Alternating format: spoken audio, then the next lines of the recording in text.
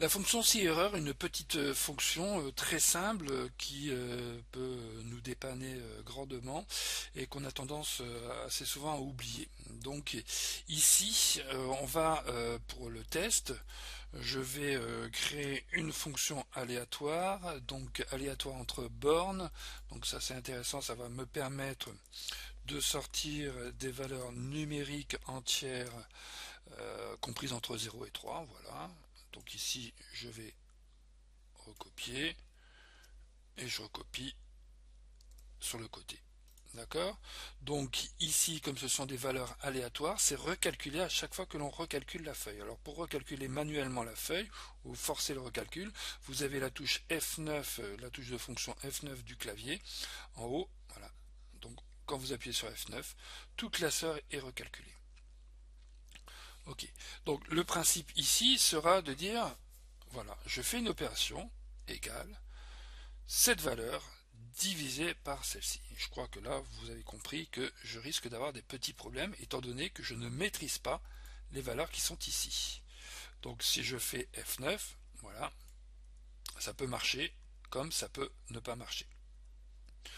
Donc ici, je vais rajouter 1 pour le calcul suivant, plus 1, voilà, il me faut au moins 1, quelque chose. Je recopie vers le bas, et voilà, je me retrouve avec des divisions par 0. Donc pour gérer ces choses-là, eh bien je vais inclure mon opération, donc mon opération c'est bien celle-ci, dans la fonction si-erreur. Donc voilà, je vais enlever, je vais appeler si-erreur. Voilà, je vais passer par l'assistant, je vais mettre mon opération, donc ici B8 divisé par C8 plus 1.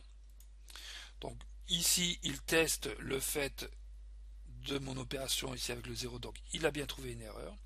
Et dès lors qu'il va trouver une erreur, il va afficher la valeur si erreur. Donc ici, je vais afficher 0, tout simplement. OK, et je recopie vers le bas.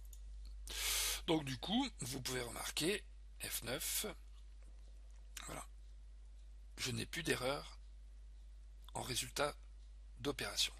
Donc ça c'est intéressant parce qu'on pourrait par exemple imaginer que derrière je puisse toujours sous forme en cascade, c'est-à-dire à partir de celle-ci, avoir une autre fonction qui va me permettre de répéter une chaîne texte, d'accord. Donc la chaîne texte, pas de division,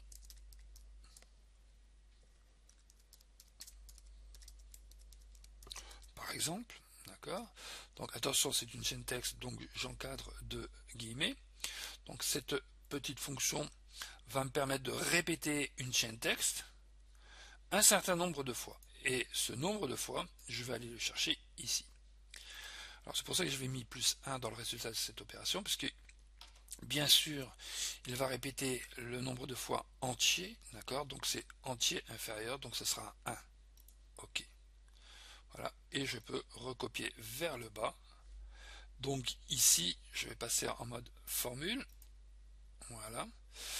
Donc j'ai bien ici, alors je vais réduire ceci.